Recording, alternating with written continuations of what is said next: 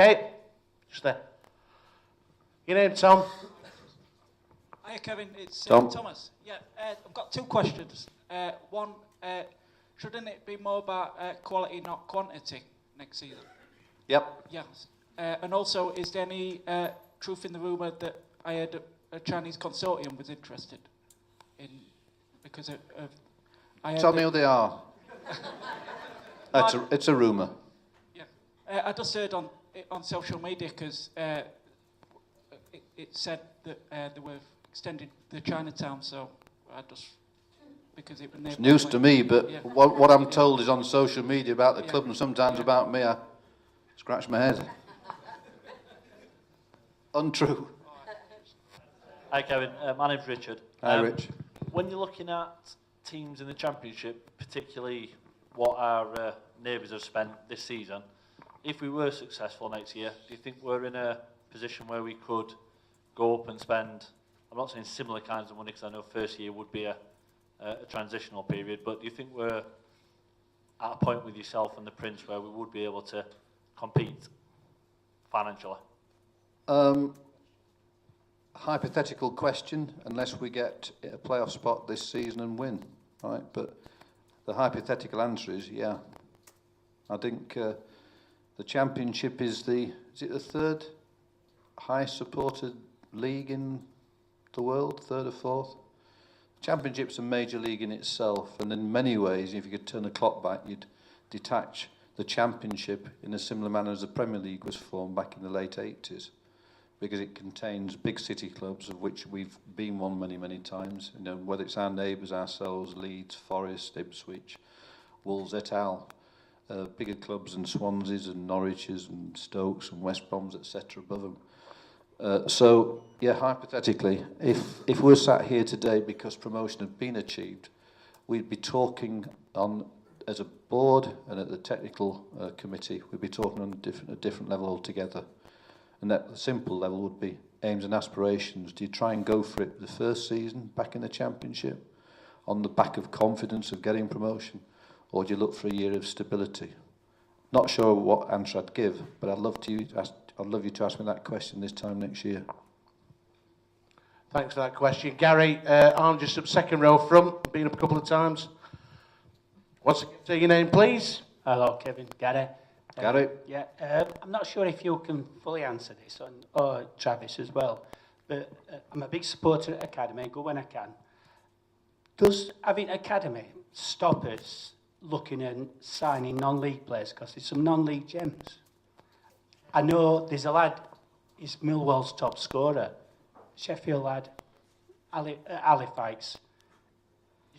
I'm sure it doesn't. I mean, the scouting system we have, I don't know how many scouts we have per se, but it is pretty thorough, both locally and nationally. And that thoroughness doesn't necessarily mean it's purely watching Is it football because, league like, games. we've got an academy, no non-league players? I was really pleased when I saw that we'd signed that Kamani Smith. I thought that's a good way to go. Che Adams has done all right as well, hasn't he? Trav? Yeah, I think, obviously, with Che Adams as well, I think we're genuinely looking in that sort of market. It's good value. It's a difficult market to go into.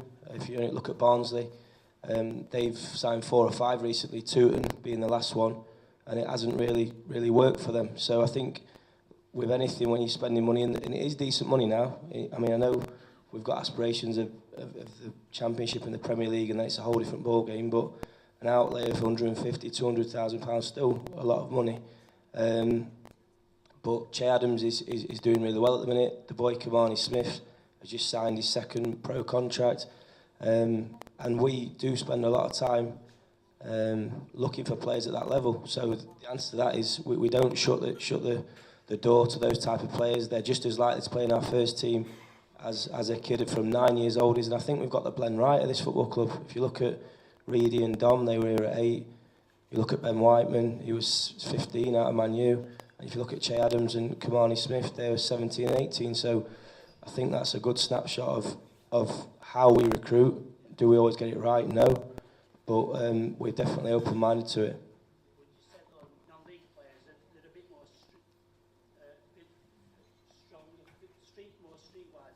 Yeah. Is it a criticism of academy players that are a bit more the problem? Not our academy.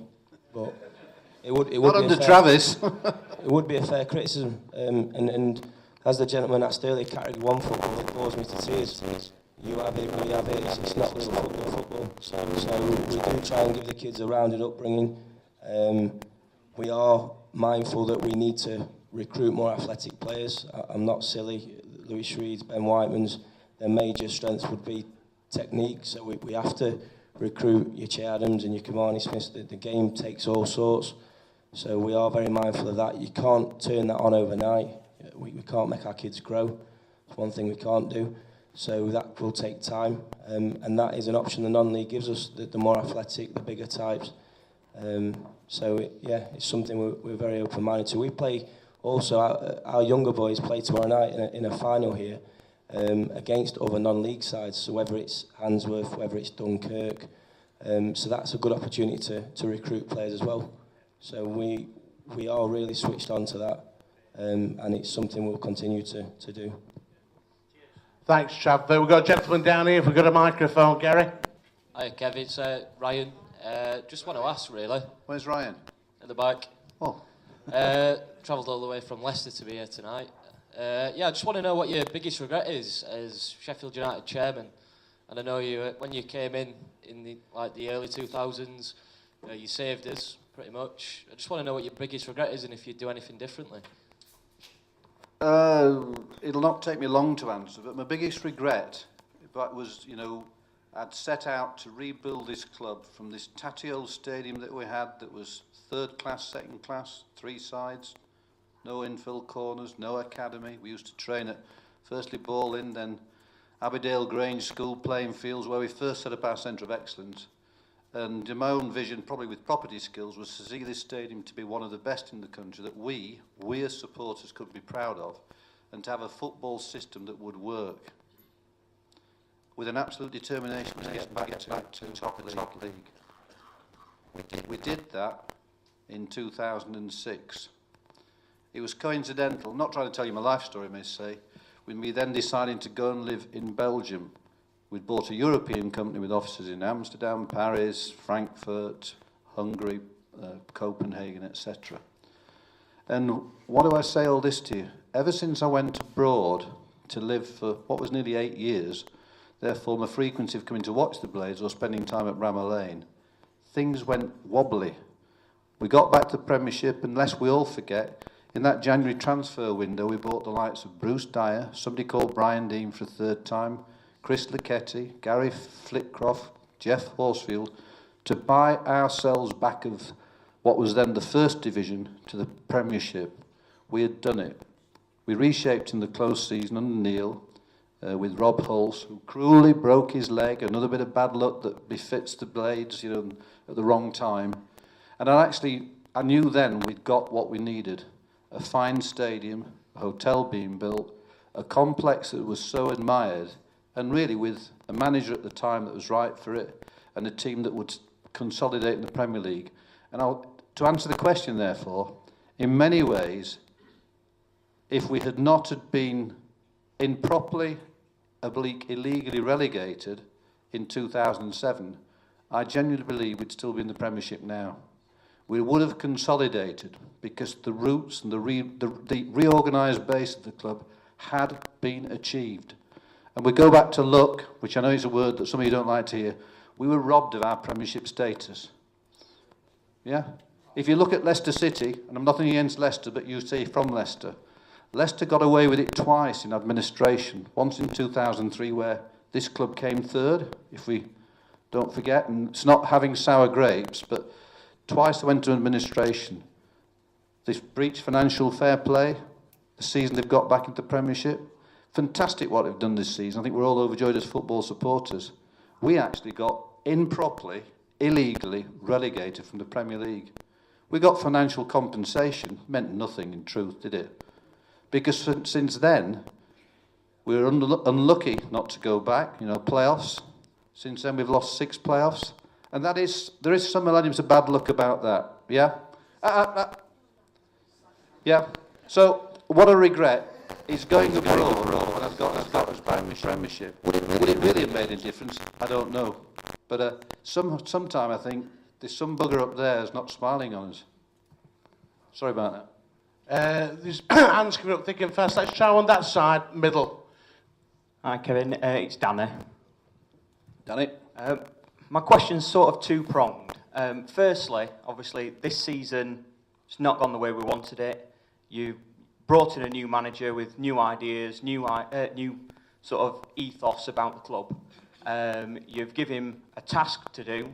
He's not achieved that task, or at least none of us really think he will achieve this task by 2 weeks. My thoughts are to his transfers. Now, obviously, we are a League One club. He can only get certain players, and it kind of arcs to the scouting policies. Of his 6 or 7 players that he's brought in, I would say one has absolutely worked, and one has kind of worked. But all the rest have seemed to have absolutely flopped, whether he wants to admit it or not. And by that I mean Dean Hammond. In his mind, Dean Hammond is the Dean Hammond of 5 years ago. And he doesn't seem to want to accept the harsh reality. Granted, in the last few games, he's had decent enough games. But over a season, he's not been the player we needed. But he's stuck by him and gone on record as basically telling the fans that we don't know what we're seeing. Now, I think that was a bad mistake by him, because that's just going to get the fans back up. Now, obviously, the question is to you, of his signings, do you think they have been a success or a failure? And in addition to that, does this give you confidence next season, hand on heart, to give him the funds to actually purchase good players next season?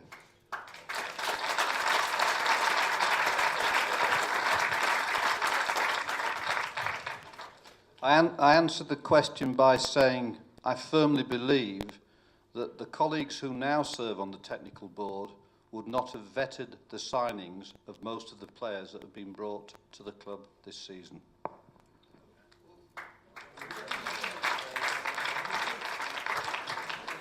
Short answer to a long question there, Dan. Well done. I'm thinking of Wilson, who left, and it's been on record this year that you said that was I think you said a sad mistake. Okay, Cloughie that went, I'll blow out and cold about that one. But I just want to give you some stats if I can. And that is in Wilson's last season, when he had 41 games. Out of those 41 games, 34 we were in playoff position, and he was sacked. In Clough's time, there was 32 occasions out of the 46 that we were in the playoff position, and he was sacked. With this one, we have had just 10 weeks in that, or 10 matches in that exact same position, which is where we want to be at the very least. And that was in the first 15 matches. The rest has been nowhere near, really. Just, all right, on the fringe of it, but for us that travel week in and week out, we've not looked anywhere near.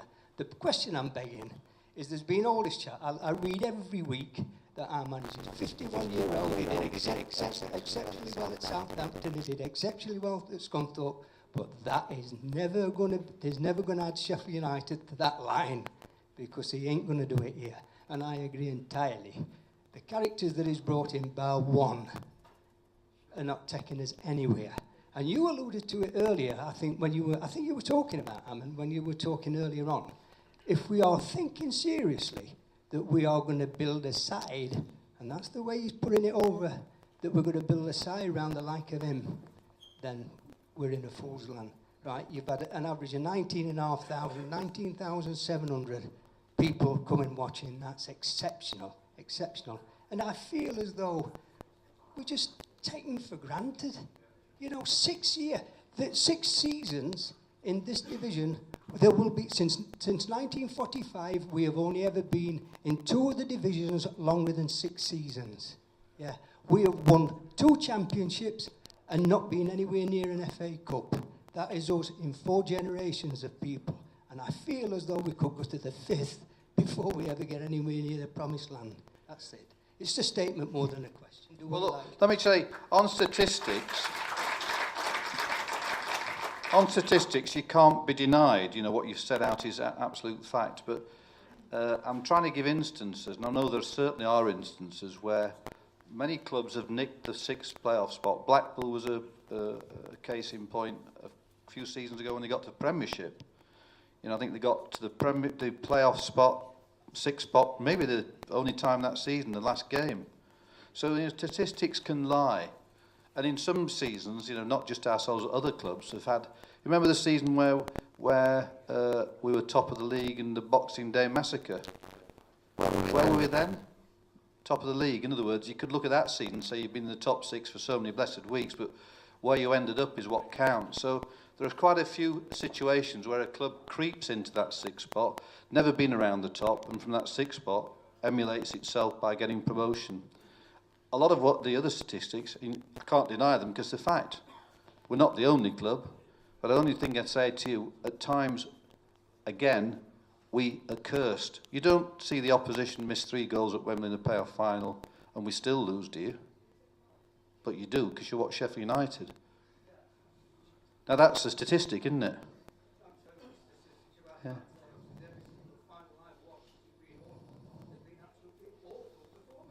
Probably, but if you defend your own club and you're a supporter like I am, at least we've got to playoff finals. At least in this last 15 years or so, we've been to 6 semi-finals, Football League Cup, FA Cup, 1 quarter-final, 6 playoffs, 1 automatic promotion. We're a roller coaster, we're a heart attack club, but it's not for the want of trying. Well, we'll keep on trying then. We'll not be negative.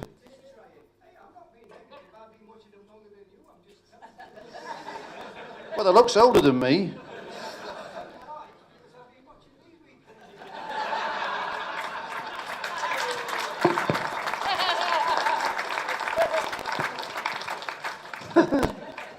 Follow that one.